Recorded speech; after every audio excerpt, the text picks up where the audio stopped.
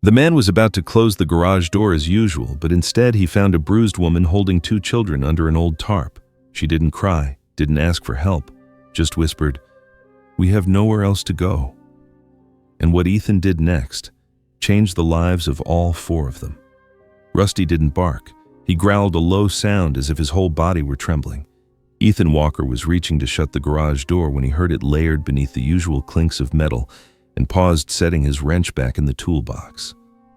That wasn't Rusty's usual growl. It was the kind he made only when something wasn't right. Last time it had been a snake, the time before that a couple of teenage thieves. But this time, there were no crashing sounds, just something silent hidden among the scent of oil and old dust. Ethan crept toward the back corner of the garage where the fluorescent light didn't quite reach. Rusty had stopped moving, standing still like a statue, nose pointing toward a tarp draped over some old transmission boxes. Ethan lifted a corner of the cloth. Stains streaked the cement floor beneath, darker than rainwater, thicker than grease. Blood, still warm, fresh. A soft breath came from under the tarp, freezing Ethan in place. The air turned heavy. He didn't back away, nor did he act rashly. Instead, he stood still, lowering his voice. "I've got nothing on me but grease-stained hands. I'm not here to cause trouble. If someone's down there, just let me know. You don't need to be afraid." The tarp rustled slightly. A small head hair matted into tangles peeked out slowly. A little girl, maybe 7 eyes wide and tense. Behind her, a smaller boy curled up, coughing softly. And finally, the woman holding them both tightly, bruises on her cheek, her body stiff like a stretched wire. Ethan didn't take a step forward. He crouched and gently placed his wrench on the concrete as if any sudden motion might shatter the dense air. He opened his hand, not beckoning, not insisting, just offering reassurance like someone reaching out to a frightened bird. His voice came next, even softer than the flickering light above. "I have ginger tea. Not the good kind, but it's still warm, if you want it." The woman didn't answer right away. She only clutched the children tighter. Her voice came out in barely a whisper. "We have nowhere else to go. We just need a place for the night. We'll leave tomorrow." Ethan didn't ask her name. He didn't ask why. He simply nodded and walked toward the small back room behind the garage. Rusty followed, not leaving Ethan's heels. The room had once been a customer lounge. Ethan turned on the space heater, pulled out 3 thin blankets from the cabinet, and rummaged through a box of medical supplies he still had from his volunteer days on the emergency response team. The ginger tea was made with tap water in an old kettle poured into mugs set on a bare table next to a broken fan long out of use. When he came back, the 3 were still standing in the same place. The woman stood in front of them, her eyes locked on the door. Ethan paused, then said, "My name's Ethan. I don't look like the trusting type, and you don't have to trust me right now. But it's just me and an old dog here. No one else. No phones, no neighbors close enough to see a light in the window. If you're afraid someone might find you, this may be the quietest place you've ever been." After a brief hesitation, she stepped in. The girl clung to her shirt, and the boy remained cradled in her arms. Ethan pointed to the long bench, then stepped back, giving them space. The air inside felt thick, not with dust, but with the tension hanging between the 3 strangers and the man trying to stay just far enough away not to scare them. The kettle began to hiss softly. Ethan poured the tea, offering it to her. "If the boy needs a doctor, I know someone trustworthy. But if you'd rather no one know you're here, that's okay too." She took the cup. No thanks, no refusal. Just held it to the boy's lips, helping him drink 1 sip at a time. The girl continued to stare at Ethan. Not afraid, not curious, just watching as if committing him to memory. After a while, the woman finally spoke. "My name's Sarah. My daughter's Lily. The boy is Noah." Ethan nodded. No further questions. He sat down on a bench next to Rusty, who had laid himself flat on the floor, still keeping an eye on the boy. An hour passed in silence, broken only by the occasional cough. Ethan stood up, intending to go close the garage. As his hand touched the doorknob, Sarah's voice broke the stillness. "If you're going to ask us to leave, don't wait." Ethan stopped, didn't turn. Then after a long pause, he replied, "It's colder tonight than usual. No child should be sleeping outside." It was just one sentence, but not just a sentence. It was the line Ethan drew between action and conscience. Outside, the wind rustled against the tin wall like a sigh. Sarah said nothing, but behind him, Ethan heard the faint sound of the mug being placed gently on the wooden table. Soft, but enough to know she understood. Not all kindness needs to be thanked out loud. Sometimes a warm blanket and a hot drink speak for themselves. Some nights begin with a gasp and end in a moment when someone finally lays their burden down. Ethan had seen things no one spoke of, witnessed fears without names, but it was the quiet gaze of that little boy resting in his mother's arms, small shoulders trembling from the cold, that left him speechless. It wasn't just a child's stare. It was the look of a soul shaken in the dark, waiting for one decent thing to believe in again. Ethan didn't need to know what Sarah was running from or what caused those bruises on her face and hands. But something stirred inside him, a silence filled with resolve. If anything had followed them this far, he swore it wouldn't get past the threshold of this garage without a fight. Some live by instinct, others by habit. That night, Ethan chose to live by an old promise, one he had never spoken but had never forgotten. This time, he wouldn't let anyone face it alone. The thinnest leaves on the vine outside the porch swayed gently in the early morning breeze, signaling that the temperature had dropped even though the sun had not yet risen. On the old wooden railing, a few drops of dew clung there, sparkling like the last quiet breaths of a sleepless night. Inside the garage, the yellow light from the small room at the end had just gone out. Ethan Walker wasn't the type to overthink things, but this morning he didn't turn on the radio like he usually did. Not because he forgot, but because something unspoken sat heavy in him, a silence thick enough to drown out sound. He set the kettle of hot water down on the wooden table. From an old tin box, he pulled out the same packet of instant coffee he'd been drinking for years. This time he added 2 spoonfuls of sugar. His hand paused for a moment, then continued. The steaming cup was placed just outside the slightly open door. No knock, no greeting. Only one soft sentence. "It's not that sweet. I just made it quick." Inside, Sarah Bennett had been awake for a long time. She hadn't dared take her eyes off Noah, the little boy who still coughed faintly in his sleep. Beneath the blanket, Lily curled into herself, arms wrapped tightly around her belly, as if even in her dreams she was afraid of losing her mother. Sarah sat with her back against the wall, sore mind pulled taut like wire. Her hands, though used to caring for children in the dark, still trembled as she adjusted her son's head. She heard the man's When the pale light of morning slipped through the wooden window, Lily opened her eyes. She sat up in silence, hugged her knees, and stared at something unseen outside. There was no mom, no word spoken. Sarah watched her and understood sleep wasn't enough to erase fear, and a roof alone didn't make something home. "What would you like to eat?" Sarah asked quietly. Lily didn't respond. She turned her face into the blanket, which smelled faintly of oil and ash. Sarah pulled both her children closer, as if holding them tightly might preserve what was left of her own soul. Outside in the garage, Ethan began his day inspecting the engine of an old truck. The soft tapping of a wrench against metal echoed rhythmically, but his thoughts weren't on his hands. The car Sarah had brought was pushed aside, waiting its turn. That's when he noticed a crack in the windshield, a deep, round fracture, not something caused by a stray stone. Ethan bent over the passenger seat, reaching into the narrow space between the worn leather and the glove box. Beneath the dust and a few strands of hair, he found an old phone. The casing had faded, the battery nearly dead, blinking with a single red bar. He pressed the power button. The screen lit up, revealing one message, no password required. "You can't keep them. I know where you are." No name, but it didn't matter. The words were enough. Ethan stared at the screen, then slipped the phone into his jacket pocket. No one should have to receive a message like that while trying to survive. By afternoon, as sunlight stretched silently across the stained gray pavement, Ethan saw Rusty lying beside a dried oil spot, breathing steadily. Not far away, Lily crouched on a patch of sand mixed with bits of metal, holding a small stick and a piece of dull charcoal. She carefully etched short lines into the dirt, slowly shaping something from memory. It wasn't a person, not a flower, but a small room, with a window, a low bed, and a warm, dim corner, like the glow of an old bulb that never went out. Ethan walked closer. "What are you drawing?" Lily didn't look up. "A room with yellow light. Rusty sleeps at the foot of the bed. Mom says if you don't have a house, you can draw one." He paused for a moment. "What else is in the room?" "There's a green curtain and a chair where Mom reads to me, but I haven't finished the chair yet." He glanced at Rusty stretching lazily, then back at the girl. He didn't smile, just gave a quiet nod. If you're missing anything, grab another stick and keep drawing. No one here's going to take it away." Just then, Sarah stepped outside. She hesitated when she saw Lily sitting alone in the yard, her hands and legs covered in dirt. Her steps quickened, but Ethan raised his hand gently. "She's okay. I'm here." Sarah stopped clutching the hem of her shirt.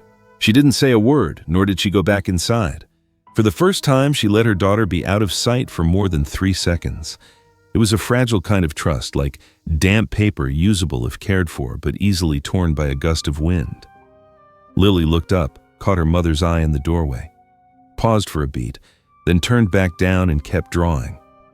No call, no rushed footsteps, just Sarah's silent gaze softening as if for the first time she believed her daughter might be safe enough here to sit without fear. Noah still lay curled on the old mattress, breathing lightly, his face calm in a way that felt almost unreal. Ethan walked the garage, eyes on the exhaust pipes but mind elsewhere. He pretended to be busy touching bolts one by one while his ears stayed alert to the quiet shifts behind him. He didn't want to interrupt the silence Sarah was trying to preserve, but neither could he ignore the tension building beneath it. People can live in silence, but no one should have to live afraid of speaking. There are winds that seem to only brush past the leaves, yet they bend even the sturdiest branch. And sometimes, just one such breeze is enough to show you exactly where you need to stand, to catch what's most fragile in this life. A gust of wind slipped through the rotted fence of the old cemetery, carrying with it the dry chill of borderland soil. It crept into every crevice of the corrugated metal roof over Ethan Walker's garage. The nights in Willow Creek City had never truly been quiet, only used to hiding beneath the whir of an old fan, the barking of dogs in neighboring yards, or the thick layer of dust that blanketed all the things left unsaid. The single bare bulb dangling from the ceiling cast a frail yellow light onto the concrete floor. In the small room behind the garage, Sarah Bennett was still awake. Her eyes weren't on the children but fixed on the wall near the door. She listened to the wind, the creaking wood, and the silence in between. She knew this feeling, the sense of being watched from afar, voiceless, and still yet so tangible that her spine involuntarily tensed. Rusty suddenly stood up. The old dog walked slowly to the garage door, growling low and firm, a sound different from the short barks he usually let out when a truck passed on the road. Ethan froze mid-motion as he was putting away his tools. He set the wrench down, wiped his hands on the frayed cloth sewn into the side of his jeans, and quietly picked up the metal rod lying near the door. He didn't say a word, just looked at Rusty and gave a subtle nod. They'd known each other for years, and Rusty only growled like that when something truly wasn't right. The door creaked open slightly, letting in a breeze laced with the metallic tang of rust and something acrid. Ethan stepped outside, standing under the dim porch light, eyes fixed on the dirt road across from him. A black pickup truck sat motionless beside a line of eucalyptus trees. No headlights, no license plates, and no sound other than the quiet rumble of the engine like a breath being held. From inside the truck, the window lowered a crack. A red spark flickered, then dropped to the ground. A cigarette, and the person inside didn't step out, didn't speak, just sat there, asserting their presence. Ethan didn't go back inside. He gripped the metal rod tighter, eyes never leaving the truck. He didn't recognize the man, but he knew the feeling in his gut all too well. Nobody stops like that at this hour without a reason, and the silence was more unsettling than any spoken threat. Behind him, a door eased open. Sarah's voice came from behind, low and steady, yet tight with control. "Is it him?" Ethan didn't turn, but he heard her steps on the worn wood floor. He answered without looking away. "I can't be sure, but whoever that is, he's not just passing through." "I know that cigarette." Michael always holds it like that, tilts his wrist and flicks it down as if wanting to leave a mark everywhere he goes. Whenever he's angry, he crushes the filter out of shape. You can't mistake it. Ethan gave a small nod. Her words confirmed the danger drawing closer, but what worried him more was something else, the way she spoke of it, not with fear, but with awareness, as if she had lived with fear so long that it had become part of her breathing. The truck didn't leave right away. It stayed for several more minutes before slowly reversing out of sight. No rush, no dust kicked up, but the message was clear, a silent challenge. Ethan walked slowly toward the spot where the ember had gone out. He bent down and picked up the still warm cigarette, the faint burnt smell clinging to his oil-stained sleeve. The filter bore a faded but familiar name, Michael. Ethan stared at it for a long moment, as if deciding whether to discard it or keep it as living evidence. In his mind, that name brought back fragments of what Sarah hadn't yet said. The old phone, the long pauses in her stories, the way she flinched at loud noises near the gate. It was all beginning to take shape, clear and troubling. And now that evidence rested in his hand in a night he once thought peaceful. He returned to the garage, gently placing the now cold cigarette on a wooden shelf beside a box of nails. Then, without thinking, he locked the 3 bolts on the door, slid the metal bar across it, the clink of steel echoing firm and final. Rusty turned his head toward him, ears perked but didn't bark. Ethan motioned with his hand, and the old dog immediately lay down on the thin rug near the door, eyes fixed on the darkness outside, as if guarding something unnamed. Sarah stood in the doorway between the office and the garage, not exactly frightened, but with a look that bordered on helplessness. "I didn't want to drag you into this. If I leave, maybe he won't come back." Ethan exhaled deeply. He pulled out an old chair and sat beside Rusty. "If I were afraid of getting involved, I wouldn't have made tea for you that rainy night. If I wanted to avoid trouble, I wouldn't have let the kids sit by my fireplace. You don't owe me gratitude, and you definitely don't need to apologize for still being here." She stayed silent for a long time. Then Sarah walked over, placed a small pillow beside Noah's feet, and turned back to him. "One time, Lily asked me if there was a place in the world where you could sleep without dreaming of footsteps behind the door. I didn't know how to answer. I've never had a place like that either." Ethan tilted his head toward her. "Maybe Willow Creek isn't heaven, but I believe if a kid can fall asleep and Rusty doesn't bark, then it's a place worth staying in." Outside, the wind picked up tossing dry leaves against the metal roof. The sound echoed in lonely, steady beats, like a heart trying to stay calm before a storm. And sometimes that's all a person needs. Just one night without running one porch you don't have to duck your head under, and someone calm enough to say, "I'm not leaving you behind." Because in this world, some wounds don't heal with medicine, only when we finally stop being chased away. The steam from the herbal bowl rose slowly, blending into the dim light of a day just beginning, making everything in the small room seem veiled in a delicate mist. The scent of mint and grapefruit peel, simple yet comforting, seeped through the old tiles and into every breath. There was no ticking clock, no morning radio. Only the raspy coughs of Noah, long and persistent, like a wordless plea, echoing through the quiet.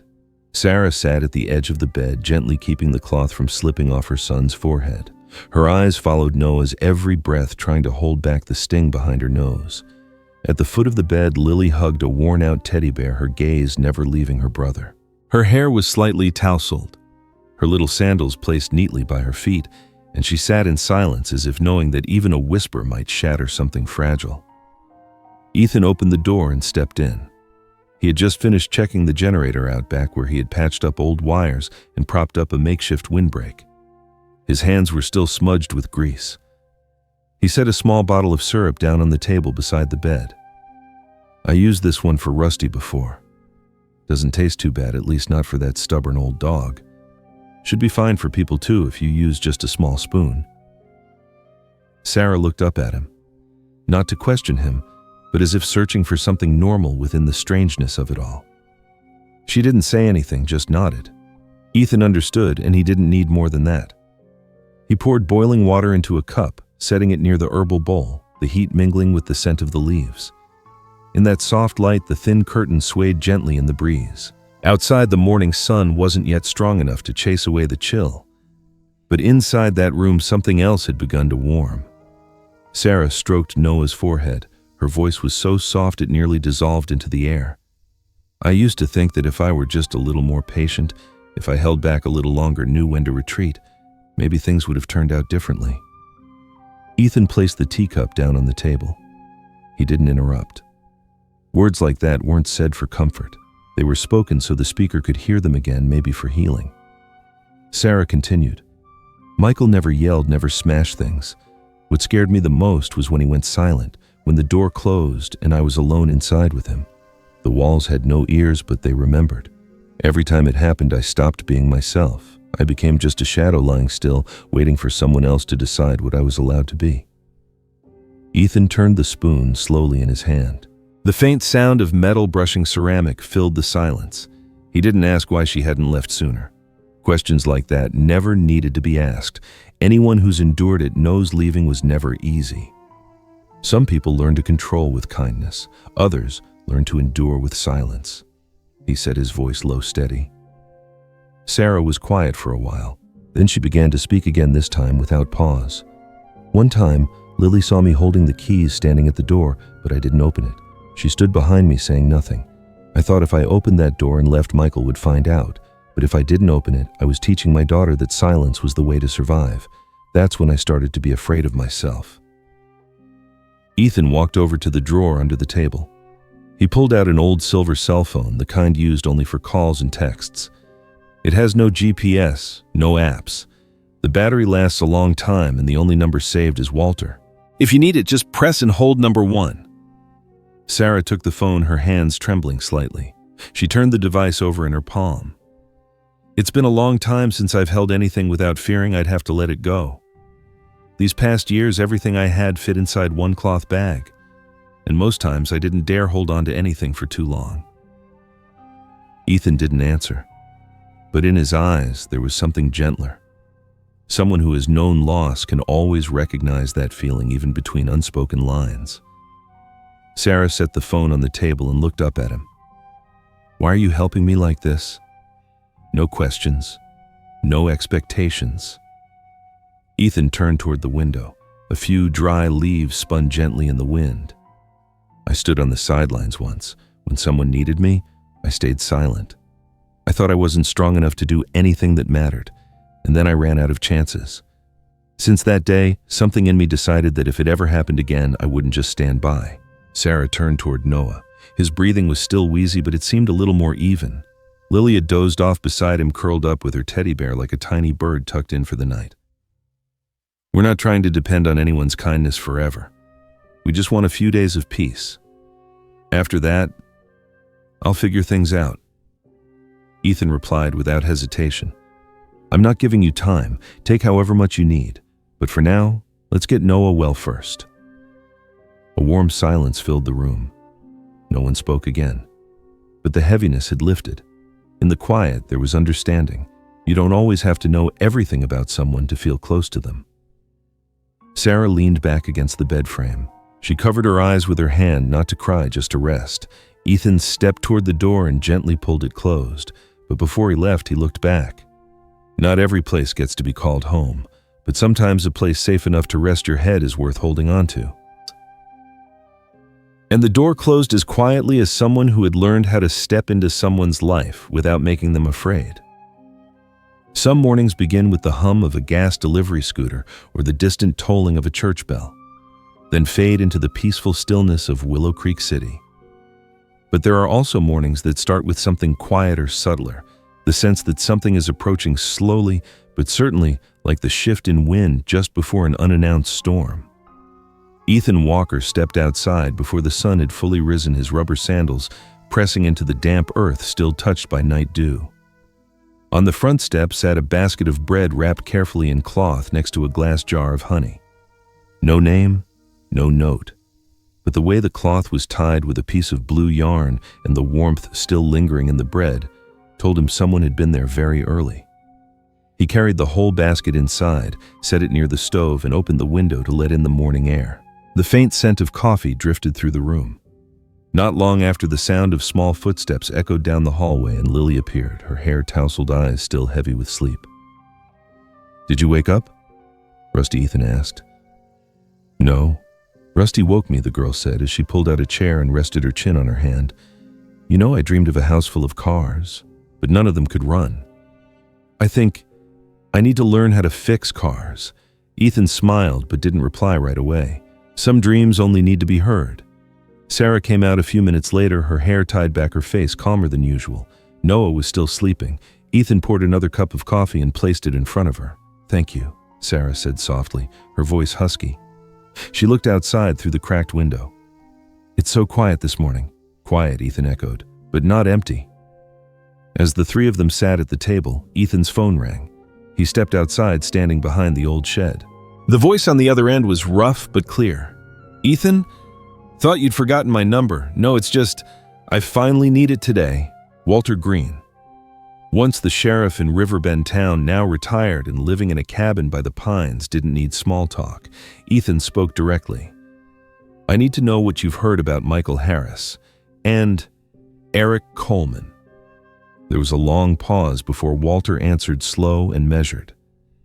"Michael's been reported multiple times. There are records, witnesses, but the cases always fall silent, not because there's no evidence, but because people either withdraw their statements or disappear."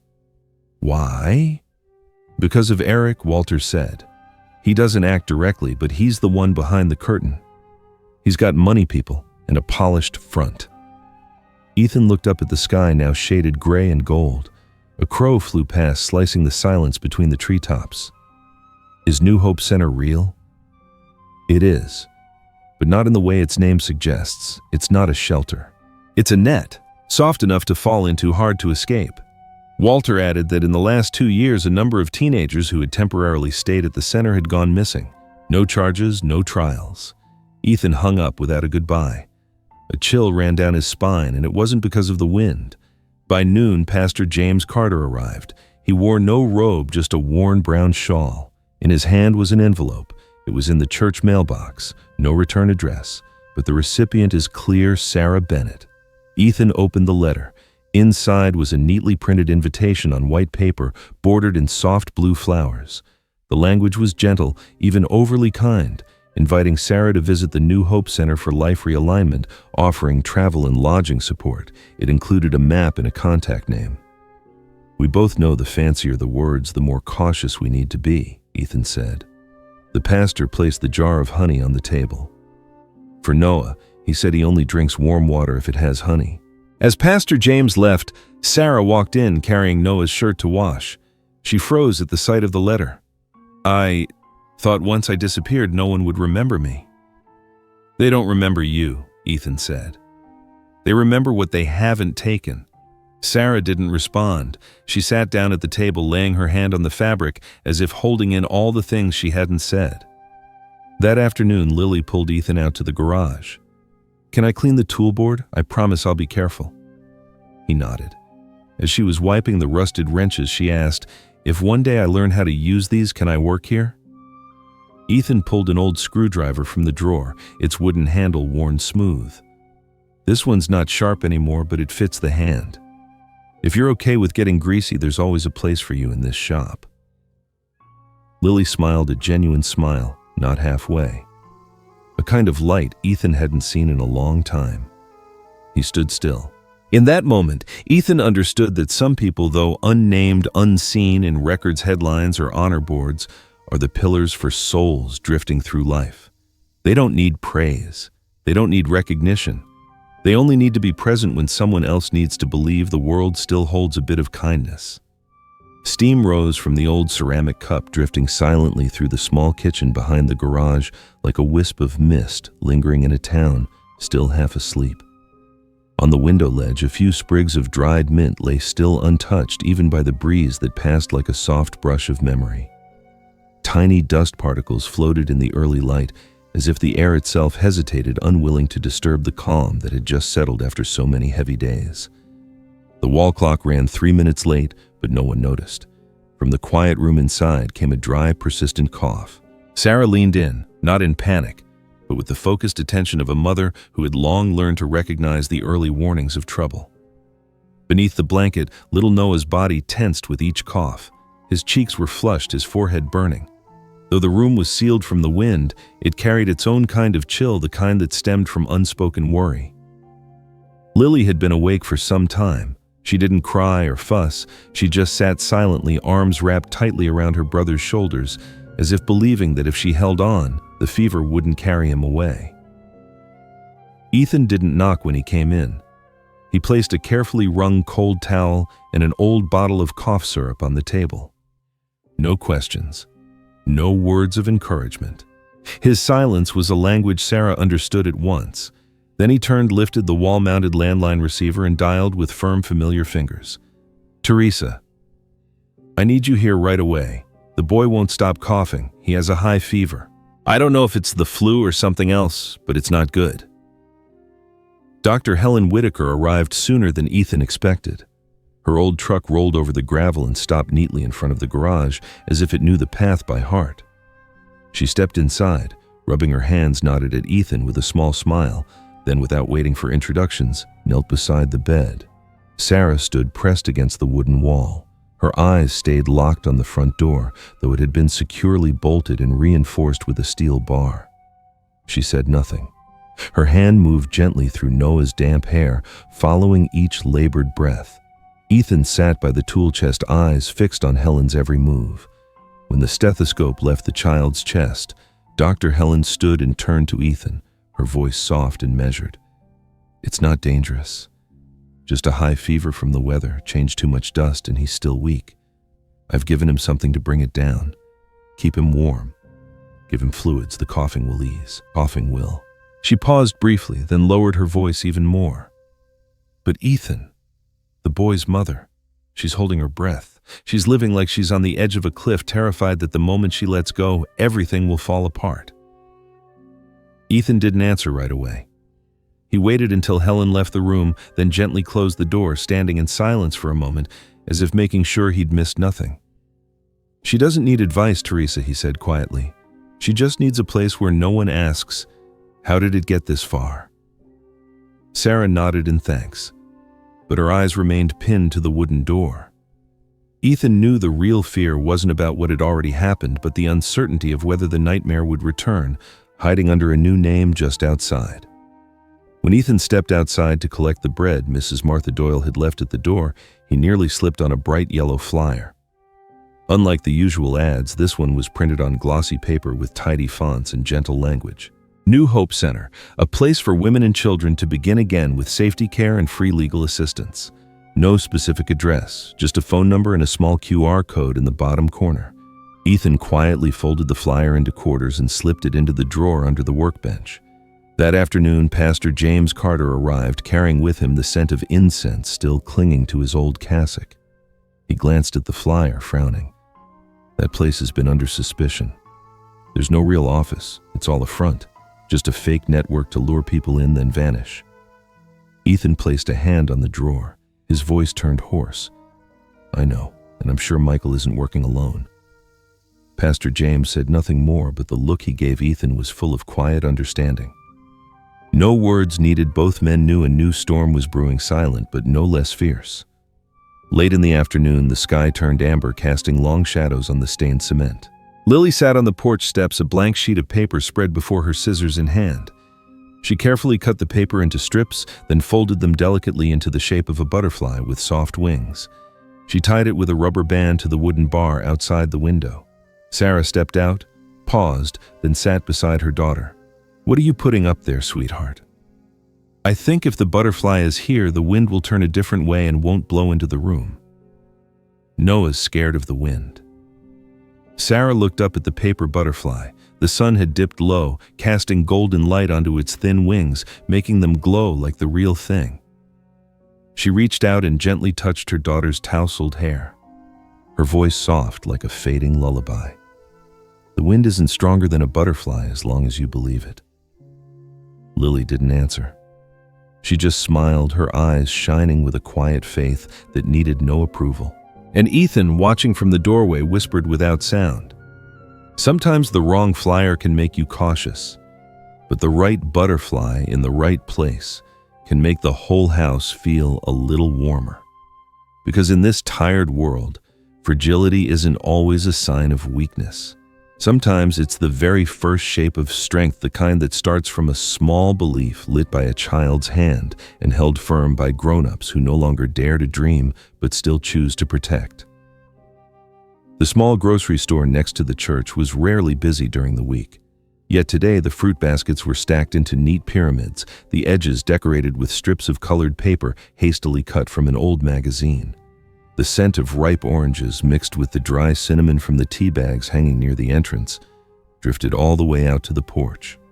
Martha Doyle was wiping down the glass display case, her sun-worn hands moving with steady rhythm, as if dusting had become a ritual, a way to preserve peace.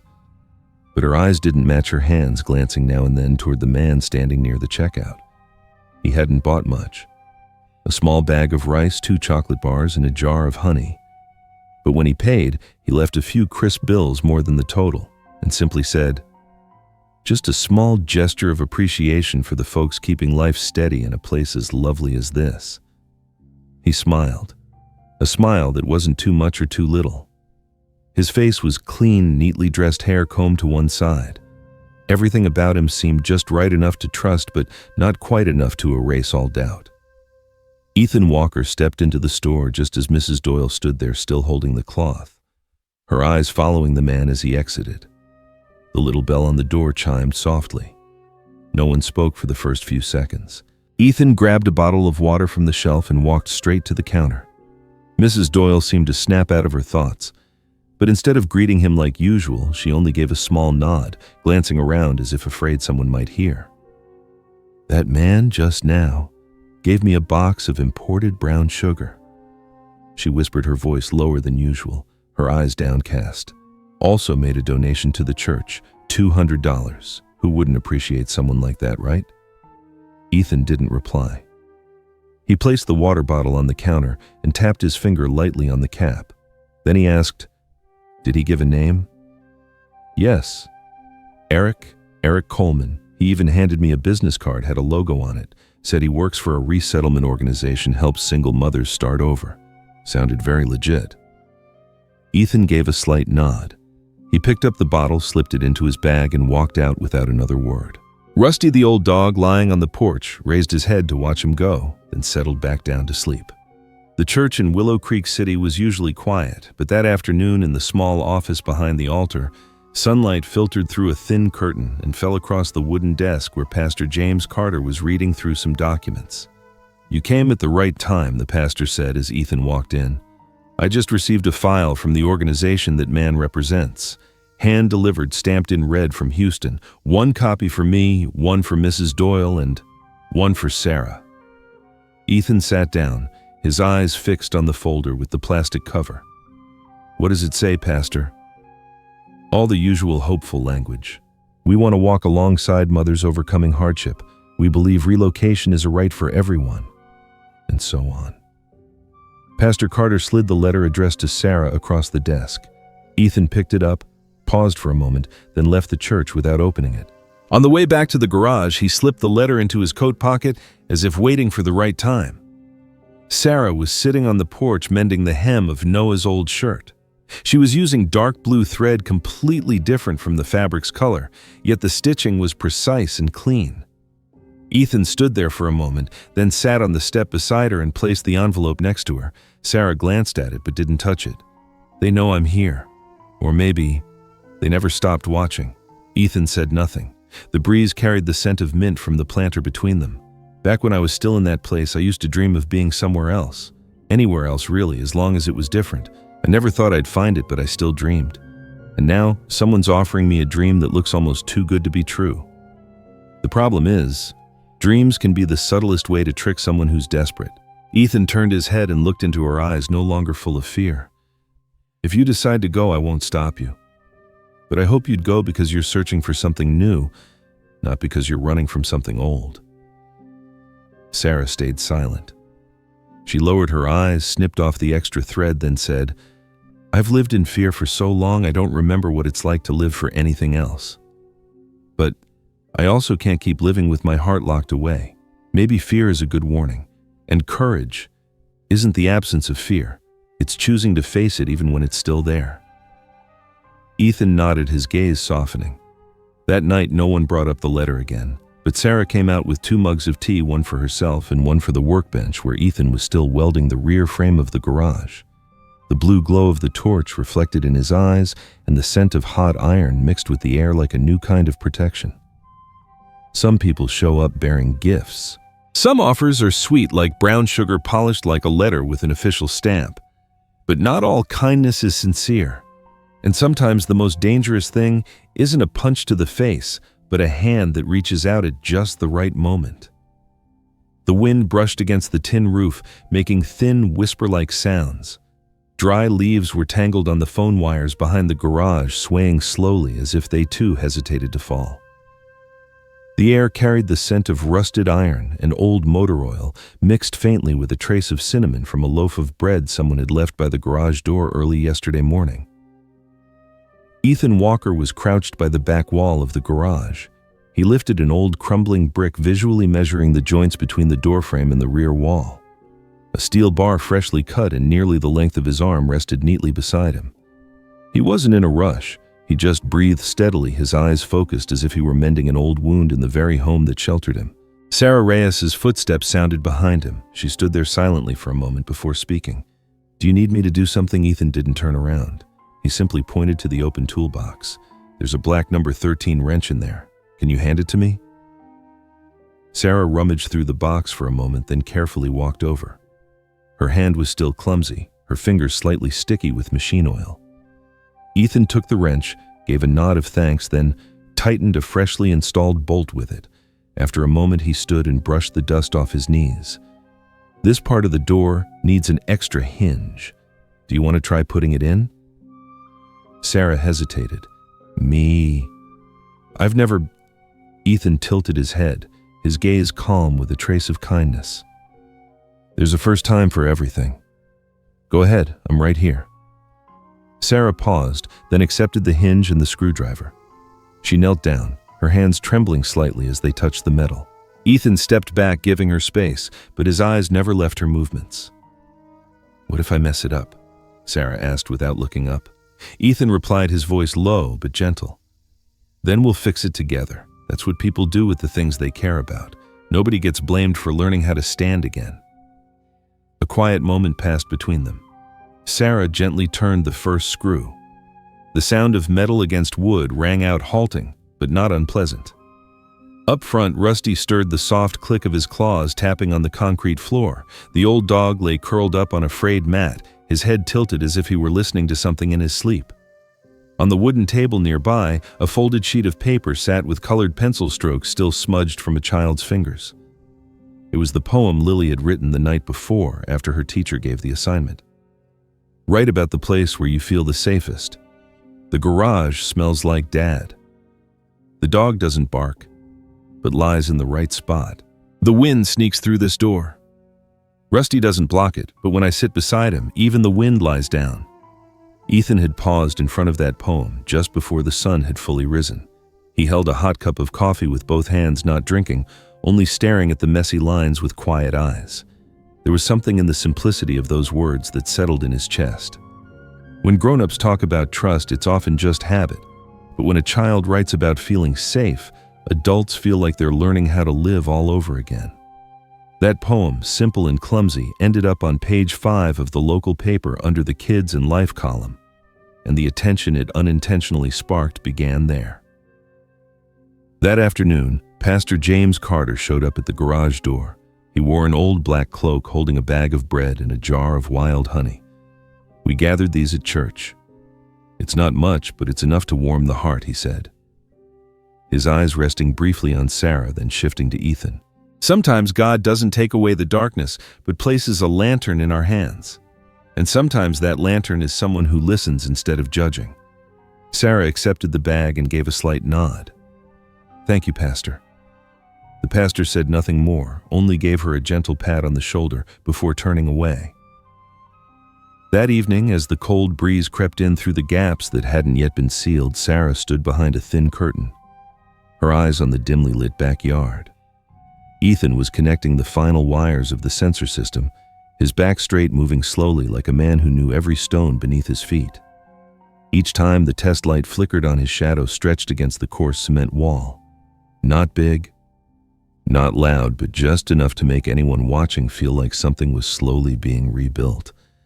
Sarah spoke softly without turning around. "I think I forgot what it felt like to trust someone. But now when Rusty sleeps by the door, I feel safer than if there were a lock." "Still watching the wires," Ethan replied quietly. "That dog knows where home is. People do too. It just takes us longer to realize it." When the last connection clicked into place and the sensor gave a faint beep, Soft white light spread across the backyard. Rusty immediately got up, wandered out, and lay down right in front of the door, the same spot he chose every night as if to confirm that this ground now belonged to peace. Ethan and Sarah stood side by side, neither speaking. Rusty's shadow stretched long across the cement floor, clear and still, like an old scar that had never truly faded, like an unspoken promise between man and beast, past and whatever might come. She stepped closer, touching the freshly welded steel. It feels like we just added a new layer of skin, hard, cold, but not easy to pierce. Ethan simply said, "This wall, you don't have to hide behind it. It's here to remind you that you made it through." A gust of wind swept in, carrying a paper butterfly from Lily's window into the yard. It twirled in the light, then caught on the fence. No one took it down. That night, at a desk beside the softly glowing window, Sarah slowly wrote the final lines in a school notebook she used for thoughts she couldn't yet say aloud. Staying is a blessing, but being beside someone who doesn't force you to relive your past, that's where freedom truly begins. As for Ethan, he didn't open the newspaper like he usually did. He just sat still, his eyes fixed on where Rusty lay curled by the desk. In that moment, he silently told himself, no barrier is ever truly solid if the heart behind it still trembles at what it remembers. The stillest nights don't begin with silence. Sometimes they take shape from the smallest details, a flickering light bulb, the rustle of wind brushing through dry leaves, or the almost imperceptible shift in the breathing of an old dog lying by the door. In that garage, all the usual sounds had vanished, but Rusty never truly slept. The old dog sniffed the air, let out a low growl, then lifted his head using a paw, already silvered with age. Ethan Walker was still sitting at the desk holding a small notebook, the desk lamp casting light over the scrawled lines on the page. He didn't know how long it had been since he'd slept through the night, maybe years, maybe just since the night before. But that feeling, that need to stay awake and guard something fragile, was always there, lingering like the ache in his knees every time the weather changed. The motion light in the backyard flashed on, sweeping across the brick wall, revealing the figure of someone standing in the yard. Ethan stopped writing. Rusty stood up, fully back-arched, growling deeper now. There was no shouted warning, but that silence was its own kind of alarm. Ethan rose quietly, closed the notebook, and grabbed the iron bar resting under the table, his only weapon beyond his own resolve. Outside, the air was wet with night mist, cold enough to seep through his jacket. Ethan stepped out without turning on any more lights, without calling for anyone. He knew that if this was the moment for action, then any warnings were already too late. Rusty walked at his side, not running, not barking, just moving quietly like a shadow. In the glow of the sensor light, the man became visible. No need to ask who he was. Weathered face, tangled beard, eyes bloodshot with rage and exhaustion. His shirt was wrinkled and dusty, and in his hand he gripped something like a short wooden club. "I came to take my family back," he said, his voice hoarse, torn in somewhere between throat and lungs. Ethan didn't respond. He stood directly in the path, unmoving. There were less than 10 feet between them. Rusty positioned himself on the left legs, braced, growling, low ears upright. "Who the hell do you think you are?" Michael Harris spat on the gravel, some washed-up mechanic living off pity from the townsfolk. "You think a little oil and a few stale sandwiches are enough to keep a family?" Ethan didn't flinch. He stared straight into the man's eyes and replied slowly, "I'm nobody. But tonight I'm the only one who hasn't turned his back on them." Michael sneered. He didn't wait. He raised the club and swung it toward Ethan's shoulder. In a flash, Rusty lunged and bit down on Michael's leg, throwing him off balance. The club hit the ground. Ethan used his whole body to tackle Michael, both of them crashing to the dirt, grappling like two wild animals in the last fight of the jungle. A punch landed on Ethan's shoulder, making his vision blur, but he didn't let go. Blood ran from the corner of his mouth from an elbow scraped raw against gravel. Rusty barked furiously, teeth bared. Then a bright set of headlights swept across the yard, flooding the space in blinding white. A siren blared, ripping through the night. A police cruiser slid to a stop, tires screeching. Sheriff Walter Green stepped out firsthand, resting near his holster, eyes firm and focused without needing force. Freeze hands in the air. Drop the club. Ethan let go. Michael was pinned to the ground, thrashing and yelling like a beast cornered and broken. "You have no right. She's my wife. Those kids are mine. I have the right to take them." Another officer moved in and cuffed him, yanking his arms hard behind his back. Michael struggled, but the strength in his body was just a shadow of long-nurtured hatred. From a second police vehicle, Eric Coleman was dragged out, hands bound as well. No tailored suit this time, no smug smile. He cursed and resisted, but every word bounced off an invisible wall. No one listened, no one believed. "We have a connection," he shouted. "I have files. I work for a support organization. I have legal documentation." Sheriff Green looked at him with the cold indifference of someone staring at a broken road sign. "And now you've got formal charges too, starting with this list."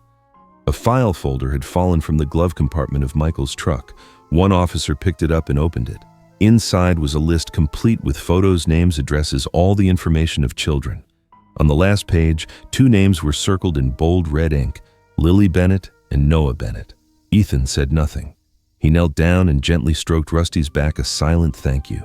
One of the younger officers whispered, "They planned it like a trafficking op, like the kids were just inventory." Green nodded, "And tonight we stopped at least one-way trip." The police quietly took both men away. Sarah stood in the doorway, trembling but not crying. Lily held her tight. Noah waved at Rusty.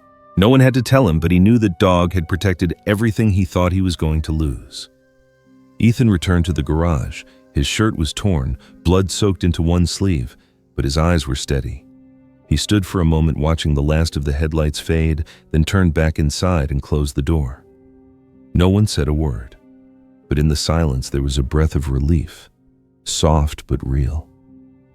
Old folks often say, "Some nights you don't need sleep. Just living through the right moments is enough to make a life worthwhile." And that night was one of those. Sunlight stretched across the old metal roof of the garage, reflecting off the oil-stained cement floor. The air was so still you could hear the soft snore of Rusty the old dog as he dozed beneath the orange tree, where tiny green fruits had just begun to appear among the leaves. In the distance, the church bell rang in slow, measured tones, making it feel like time wasn't passing, just quietly breathing through rays of sunlight. Inside the small office next to the repair bay, Lily sat cross-legged on a chair, doodling a map of an imaginary world filled with hidden doors and winding roads. Tilting her head, she pressed her lips together as if calculating something serious, then looked up and asked Mom if we turned the garage into a different world. What would Rusty be? Sarah was folding clean towels she had just brought in from the line. She glanced at her daughter and smiled. Rusty would be the gatekeeper, and you would be the architect. Lily's eyes widened and she giggled quietly, like she had just uncovered a secret too good to keep. Not far away, Noah was carefully lining up small stones into the shape of a tiny pickup truck. When one piece fell out of place, he calmly reset it without fuss, carefully adjusting each detail with uncommon patience. His quiet focus, his lack of frustration or urgency, made Sarah pause and watch him without calling him in for lunch like usual. Outside, Ethan walked back from the storage shed carrying a long wooden sign he had sanded smooth and painted with care. Bold black letters stood out against the pale yellow background, "Mendoza Ruiz Garage since 2023, family before all." He set the board on the ground, sat down on the porch step, and began measuring the drill holes again with a pencil. His movements were deliberate, almost reverent, like this sign was more than a nameplate, it was a promise. Sarah stepped out, wiping her hands on her apron. She stood behind him for a moment before quietly asking, "Are you putting it up today?" Ethan didn't turn around. He simply nodded. "I think we've hidden long enough, and I think we've done enough to know we don't need more proof to call this place home." She sat beside him, hands folded on her knees.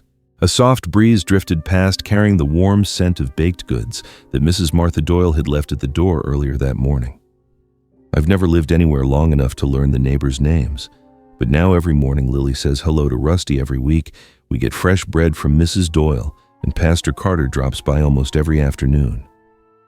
Maybe I don't need to leave anymore." Ethan smiled faintly. Leaving doesn't undo what happened, but staying, sometimes it's the only way to change what comes next.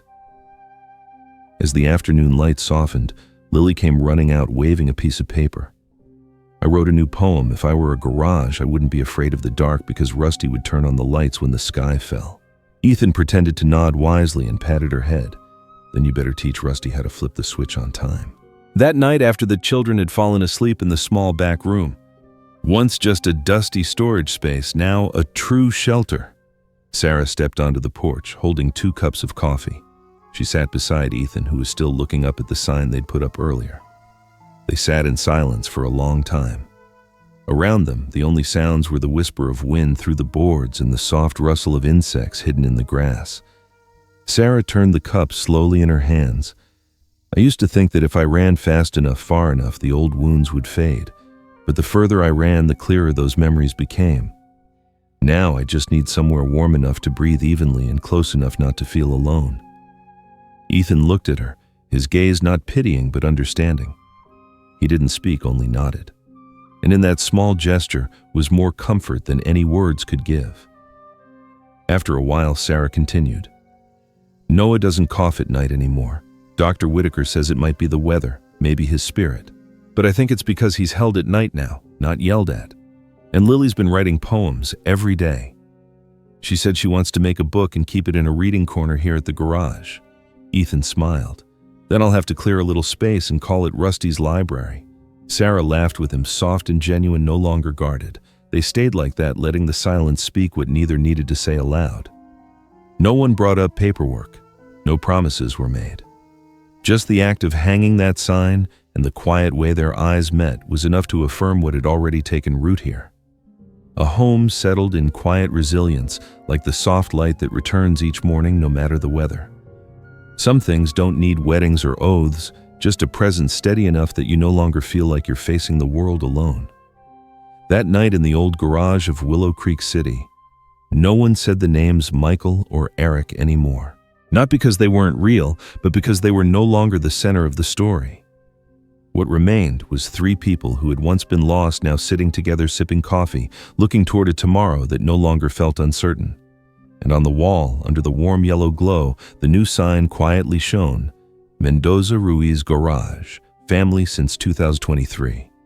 2 years later, as early autumn arrived, the sunlight softened, filtered through the golden leaves trembling on the tallest branches surrounding the small house behind the garage.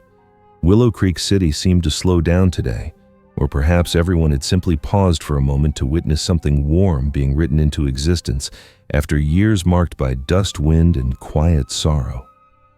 Ethan Walker stepped out of the garage, his hands still dusty from helping build the temporary stage behind the church. He wore a crisp white shirt and dark slacks, and the hair that usually stuck out in every direction had been carefully gelled back by Lily. Rusty lay beside his shoes, wearing a deep red bow around his neck, as if he too understood that this wasn't a day for lounging and rolling in the dirt. Inside the house, Sarah Bennett stood before the mirror, her hands trembling slightly as she clipped in a simple hairpin that Pastor James Carter had given her that morning. Her cream-colored dress wasn't fancy, but it brought out the grace and strength in a woman who had been through enough to carry herself with quiet dignity. Lily stepped behind her mother and held out a small handkerchief embroidered with the words, "Today is a yes for all the silent days before." Noah, dressed in a miniature suit, kept standing up and sitting down by the window, unsure of what to do with his hands. Ethan walked in and smiled gently. "Just relax, buddy. Think of it like fixing a tire. If you tighten up too much, something's bound to snap." The church bell rang. Not loud, not rushed, just enough to let anyone waiting know that it was time to step into the light. The ceremony was small, but nearly the whole town came. Mrs. Martha Doyle brought her homemade flan. Old Mr. Thomas Grant, the retired electrician, set up the string lights around the churchyard. Pastor Carter spoke from the heart, not from a book, with the voice of someone who had watched 2 people grow from guarded souls into something far more certain. I don't need to ask if they love each other. They've been answering that question for 2 years with every single choice they've made. And today, their promise isn't found in a ring, but in the look that doesn't flinch, the presence that doesn't leave. When Ethan and Sarah looked at each other, no words were necessary. Lily was the one who handed them the rings. Noah, holding the small pillow with both hands, stood proudly and said loud and clear, "Our family is officially big enough for all the tomorrows." The applause wasn't thunderous, but it lasted. For one brief moment, Willow Creek City seemed wrapped in a light that didn't come from the sun, but from hearts that had once been shattered and now were whole again.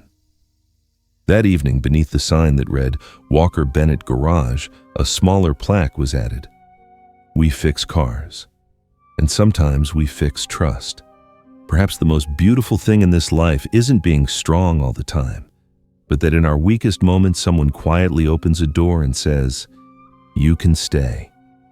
The story of Ethan, Sarah, Lily, and Noah isn't just about escaping the dark. It's about the journey back into the light one step at a time, led by kindness, by quiet courage, and by the kind of human decency that doesn't demand recognition. In a world that can sometimes feel cold and indifferent, there are still people like Ethan. Not wealthy, not flashy, but warm enough to reawaken someone's heart.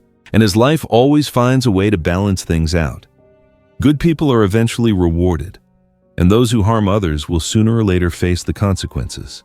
Dear friend, after hearing this story, what moved you the most? Have you ever been the one to receive help? Or perhaps offered it to someone without expecting anything in return?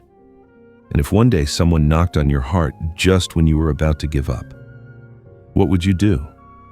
Feel free to share your thoughts below. Every comment you leave means the world to me, the one who runs this channel, the one who hopes to walk alongside you through every simple yet deeply emotional story. Wishing you a peaceful day, and if life ever gets stormy, may you always find a garage with the light on and someone willing to open the door for you.